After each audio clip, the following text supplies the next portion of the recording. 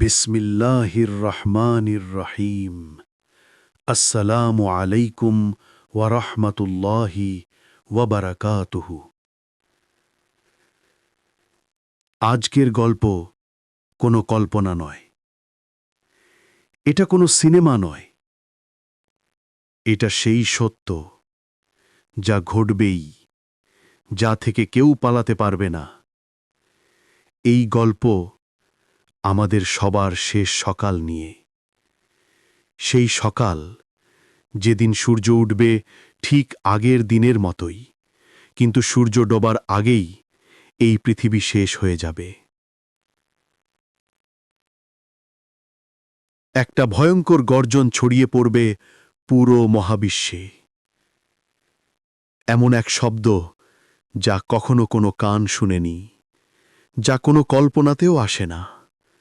এটা হবে হজরত ইসরাফিল আলাইহিসসালামের শিঙ্গার প্রথম ফুৎকার, সেই আতঙ্কের ফুৎকার।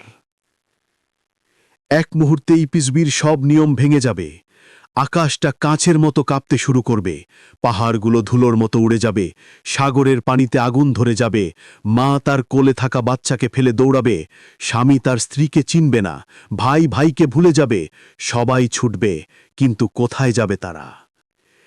এটা কোনো দুঃস্বপ্ন নয়, এটাই সেই প্রতিশ্রুত বাস্তবতা যার কথা বলেছেন স্বয়ং আল্লাহ তাআলা। ওই দিন মানুষ বলবে, পালানোর কোনো জায়গা নেই। সূরা আল কিয়ামা 10-11।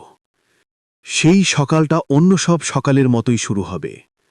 কেউ হয়তো বাজারে জিনিসপত্র বিক্রি করছে, কেউ সন্তানের হাত ধরে হাঁটছে, কেউ নিজের ভবিষ্যৎ পরিকল্পনা করছে। কেউ জানবে না এই সকালই তাদের জীবনের শেষ সকাল। হঠাৎ কোনো পূর্ব ঘোষণা ছাড়াই আল্লাহর আদেশে হজরত ইসরাফিল আলাইহিসসালাম তার শিঙ্গায় ফুৎকার দেবেন। এটা হবে এক মহাবিপর্যয়ের আওয়াজ, একটি শব্দ যা পৃথিবীর সব কিছু ভেঙে ফেলবে। যে মা তার সন্তানকে কোলে নিয়েছিল, তার সেই সন্তান হাত থেকে পড়ে যাবে, কিন্তু মা তাকাবে না, ভয় তাকে পাগল করে দেবে। গর্ভবতী নারী ভয়তে গর্ভপাত করবে, মানুষ সব ফেলে দৌড়াবে, কেউ বুঝবে না কি ঘটছে। বনের পশুরা ছুটে আসবে শহরের দিকে, বাঘ আর হরিণ একসাথে দৌড়াবে, কেউ কাউকে আক্রমণ করবে না, কারণ সেদিন সবার মনে থাকবে একটাই ভয়, সেই মহাপ্রলয়ের ভয়। মানুষ আকাশের দিকে তাকাবে, দেখবে আকাশ কাঁপছে কাঁচের মতো, এর রং বদলে যাচ্ছে, মনে হবে এখনই আকাশটা ভেঙে পড়বে, পাহাড়গুলো একে অপরের সঙ্গে ধাক্কা খেয়ে ধুলো হয়ে যাবে, সমুদ্রের পানিতে আগুন জ্বলবে, আর সেই পানির শিখা ছুঁয়ে ফেলবে আকাশকে। পানি আর আগুন একসাথে, কেমন ভয়ঙ্কর এক দৃশ্য হবে তা কল্পনাও করা যায় না। যখন সাগরগুলো জ্বলে উঠবে, সূরা তাকবীর 6। মানুষ আতঙ্কে প্রায় নিস্তব্ধ। তখনই শোনা যাবে দ্বিতীয় ফুৎকার। এটি হবে মৃত্যুর ফুৎকার। এই শব্দে থেমে যাবে সমস্ত সৃষ্টি, সূর্য নিভে যাবে, চাঁদ ভেঙে পড়বে, তারাগুলো ঝরে পড়বে মালার ছিঁড়ে যাওয়া দানার মতো। পৃথিবী এমনভাবে কাঁপবে যেমন আগে কখনো কাঁপেনি। পৃথিবীর বুক ফেটে যাবে, ভেতরের সবকিছু উঠে আসবে বাইরে, যখন পৃথিবী তার সব ভার বের করে দেবে। সূরা আল জিলজাল 2। সব কিছু শেষ, আকাশ, জমিন, পাহাড়, মানুষ, ফেরেশতা, কেউই থাকবে না। সব দিকে শুধু নিস্তব্ধতা, অন্ধকার, ভারী অনন্ত শূন্যতা। সেই নিস্তব্ধতার মাঝে শুধু আল্লাহই থাকবেন। তখন তিনি ঘোষণা করবেন, আজ রাজত্বকার কে? আমার সাথে কে আছে মোকাবিলার জন্য? কেউ উত্তর দেবে না। আল্লাহ নিজেই বলবেন, রাজত্ব একমাত্র আমারই, আমি এক, আমি অমর, আমি সর্বশক্তিমান আল্লাহ। 40 বছর পার হবে এই নিস্তব্ধতায়। তারপর আল্লাহ পাঠাবেন এক বিশেষ বৃষ্টি, যাকে বলা হয় জীবনের পানি। এই বৃষ্টি পড়বে পৃথিবীর ধ্বংসস্তূপে, আর শুরু হবে নতুন সৃষ্টি। মানুষের শরীরের এক ক্ষুদ্র হাড় থেকে আবার গঠিত হবে দেহ, যেমন শুকনো মাটিতে বৃষ্টির পর চারা গজিয়ে ওঠে।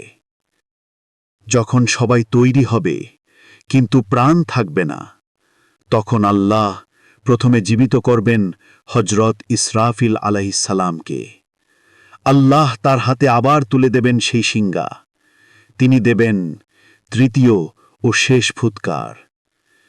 এটা হবে জীবনের ফুৎকার, এক আহ্বান, এক জাগরণের ডাক।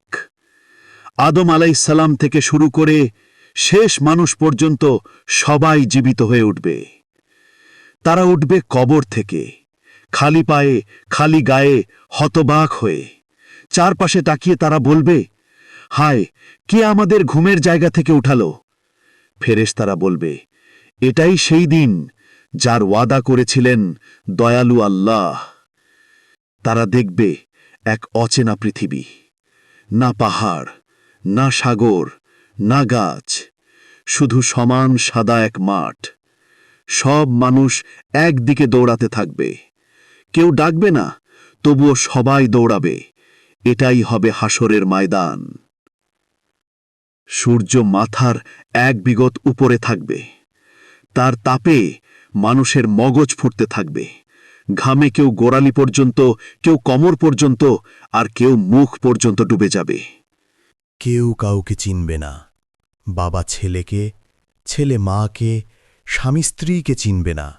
সবাই চিৎকার করবে, আমার কি হবে, আমার কি হবে? সেদিন মানুষ তার ভাই থেকে পালাবে, তার মা, তার বাবা, তার স্ত্রী ও সন্তান থেকেও।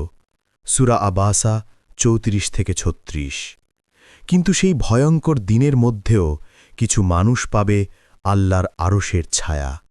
যেমন ন্যায়পরায়ণ শাসক, সে যুবক যে তার যৌবন ইবাদতে কাটিয়েছে, আর সেই মানুষ যে আল্লাহর স্মরণে একাকী কেঁদেছিল। লক্ষ লক্ষ মানুষ দাঁড়িয়ে থাকবে হিসেবের অপেক্ষায়। ক্ষুধা, তৃষ্ণা, আতঙ্কে নিঃশেষ হয়ে যাবে।